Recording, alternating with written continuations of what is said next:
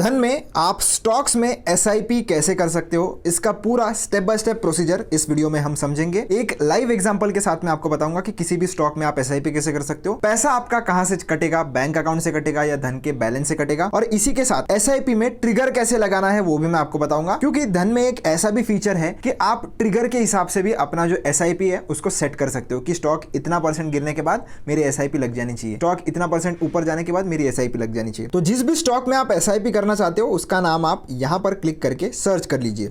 Example ले रहा हूं मैं फेडरल बैंक का एग्जांपल है, कोई भी बाय सेल रिकमेंडेशन नहीं है। इसके ऊपर मैं क्लिक करूंगा। क्लिक करने के बाद आपको इधर स्टार्ट एसआईपी का बटन शो हो जाता है। इसके ऊपर आइए। आने के बाद आपको जो बेसिक ऑप्शन जो मिलता है मंथली एसआईपी, वीकली एसआईपी या डेली एसआईपी, जो भी आप करना चाहते हो यहां से चूज कर लीजिए। ऊपर जैसे डेली अगर आप करना चाहते हो तो डेली चूज कर लीजिए। क्वांटिटी टू बाय यानी कि कितने स्टॉक्स आपको खरीदने हैं यहां पर लगा लीजिए। क्वांटिटी के हिसाब से करनी है या अमाउंट के हिसाब से करनी है आप इधर से चूज कर सकते हो। और एसआईपी एवरीडे है इसलिए इधर सेलेक्ट करने का ऑप्शन नहीं है। मंथली करते हो तो इधर से आपको डेट सेलेक्ट करने का भी ऑप्शन मिल जाता है। आप डेट भी सेलेक्ट करके नीचे जो डिलीवरी है इसको डिलीवरी या एमटीएफ में आप सेलेक्ट कर सकते हो। क्लिक करके दो ऑप्शन आपको मिल जाएंगे, डिलीवरी और एमटीएफ। इधर से आप चेंज भी कर सकते हो और कितने बजे आपका ऑर्डर एग्जीक्यूट होना चाहिए वो भी आप इधर से टाइम जो है वो सेट कर सकते हो। ये सब सेट होने के बाद अगर आपको ऐसी एसआईपी करनी है तो वो तो आप कर ही सकते हो, बहुत ही ईजी है। पर इसके साथ जो एडवांस वाली एसआईपी है जिसमें आपको ट्रिगर जो है वो सेट करने का मौका मिलता है, वो अगर आपको करना है, जिसको कंडीशनल एसआईपी भी बोलते हैं, तो वो आपको ये जो ट्रिगर वाला बटन है उसके ऊपर क्लिक करना है। अब इधर क्लिक करने के बाद थोड़े एडवांस ऑप्शन आपको मिलते हैं।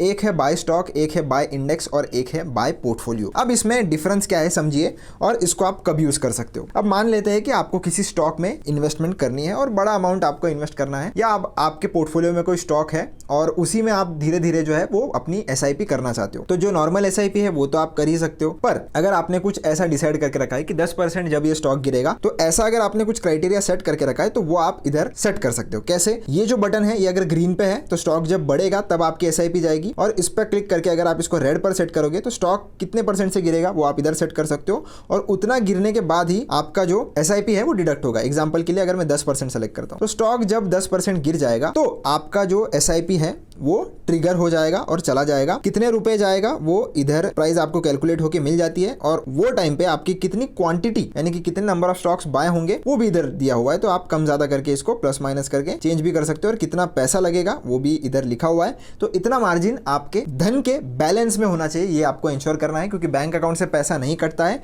धन के ट्रेडिंग बैलेंस से ही ये जो पैसा है वो कट होता है। तो आपको ये इंश्योर करना है कि सफिशिएंट बैलेंस आपके धन के बैलेंस में हो ताकि आपके ऑर्डर फेल नहीं होनी चाहिए। दूसरा ऑप्शन आपको इंडेक्स का मिल जाता है। यहां से आप इंडेक्स चूज कर लीजिए, जो भी इंडेक्स को आप बेंचमार्क मानते हो। एग्जांपल के लिए अगर मैं निफ्टी मिड कैप को मानता हूं तो मिड कैप अगर 5% से गिर जाता है तो मैंने इधर -5 सेलेक्ट किया है। जैसे मूव डाउन बाय है, मतलब अगर ये 5% से नीचे गिरेगा तो मैंने 2 शेयर जो है वो खरीद लेने हैं, तो इसीलिए इधर 2 क्वांटिटी मैंने सेलेक्ट कर ली। अब जब भी 5% निफ्टी मिड कैप गिर जाएगा 2 शेयर मेरे ऑटोमेटिकली बाय हो जाएंगे। आप अगर ये बढ़ेगा उस पर भी सेट करोगे तो वो भी चलेगा आपके हिसाब से, आपकी स्ट्रेटेजी के हिसाब से। तीसरा ऑप्शन आपको बाय पोर्टफोलियो का मिल जाता है, मतलब अगर आपकी पोर्टफोलियो की वैल्यू अभी फिलहाल कितनी चल रही है और वो अगर 5% से ऊपर बढ़ जाती है तब मैं शेयर खरीदना चाहता हूं, तो वो भी आप सेलेक्ट कर सकते हो और यहाँ पे क्वांटिटी आप लगा सकते हो। ये सब चीजें करने के बाद आपको सिंपली ये जो ऑप्शन है इसके ऊपर क्लिक कर देना है, तो आपकी जो एसआईपी है वो सेट हो जाती है। अब ऊपर आपको एसआईपी वाले सेक्शन में देखने के लिए भी मिलेगा, और ये ऑर्डर वाले सेक्शन में आपको आना है एसआईपीज में। तो ये जो आपकी ट्रिगर एसआईपी है इधर देखने के लिए आपको मिल जाएगी,